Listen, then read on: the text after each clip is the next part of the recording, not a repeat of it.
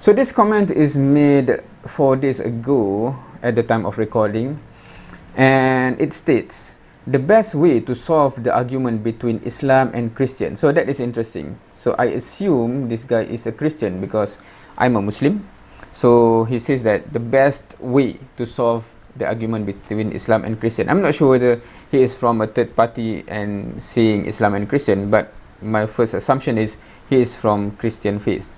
So he says the best way to solve the argument between Islam and Christian by asking the Muslim to give permission for filming the life of Muhammad based on the Quran, inclusive his dates, blah blah blah, right? So all of this accusation I'm not going to read because most of it is accusation or wording in accusation manner, right? Banned such film means hiding the truth, the act of satanic on full religion.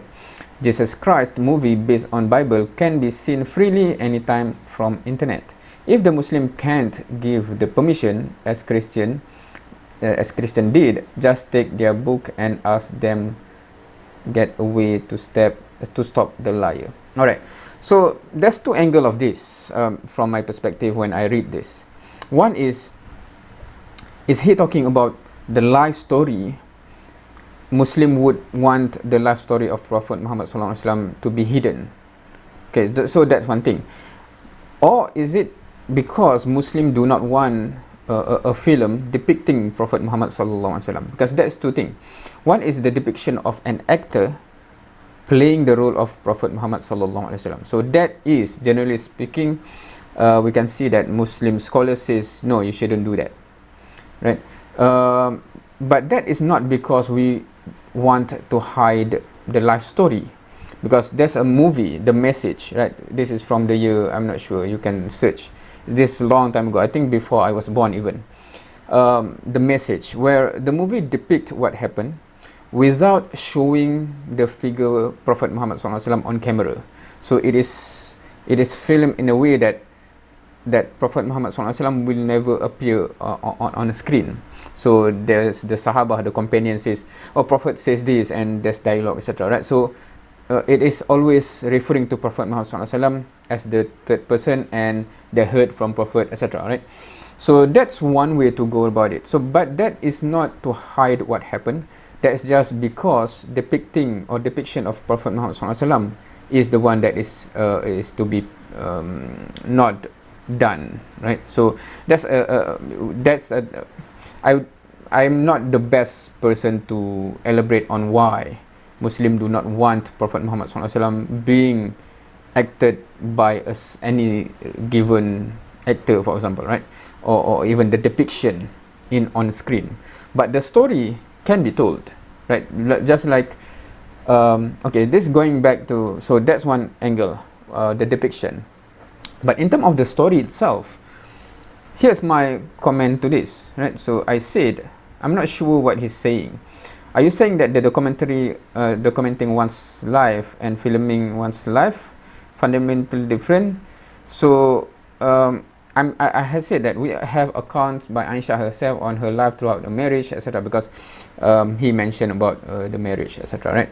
So I'm curious, what does he mean? Did he imply that Muslim want to hide the truth of the life of Prophet Muhammad sallallahu alaihi wasallam? And I said, we have the detailed documentation of the life of the Prophet. So in terms of having them on record, it is there. So we do not have anything to hide. Even everything can be seen on the hadith, right?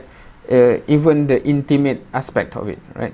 So the marriage aspect, because Prophet Muhammad sallallahu alaihi wasallam have multiple wives, so how the episodes between the wives, etc. Right? So it's all there. We are not hiding anything. So if you want to depict that in movie, if that is the issue, it's just because it is available in the hadith in text form. If you just want to transform in movie without depicting Prophet Muhammad SAW, for example, it's there. It's an open book. So I do not understand what is the issue. And then he commented back, are you ready? The world make film about Muhammad's life based on the Quran without censor to see the truth. That's matter. Don't make excuses. So I still do not understand what he's trying to say. I don't see what's the problem of doing so. His life is already an open book. So my comment here is, if he's focusing on the life, not the depiction of the physical prophet, but to depict the life of Prophet Muhammad SAW, I don't see any problem with that, because the message, the movie, depicts the life, even though it's cut and short to be shown in a movie format, right? But nowadays, if we do it in a mini series or how many season of series, just like the Ummah series, I think it is possible to have more detailed life story. So I don't see what's the problem of doing so. His life is already an open book. We know all the details already from all the hadiths that details out all the aspect of his life, etc. Right? So I'm not sure what his point is, except if he think all his accusation here is the truth. Then we have to unwrap each of those accusations to show that this is taken from the context of those who hate Islam and do not want to see the proper context, etc. Right? So each individual accusation there require a proper dissecting.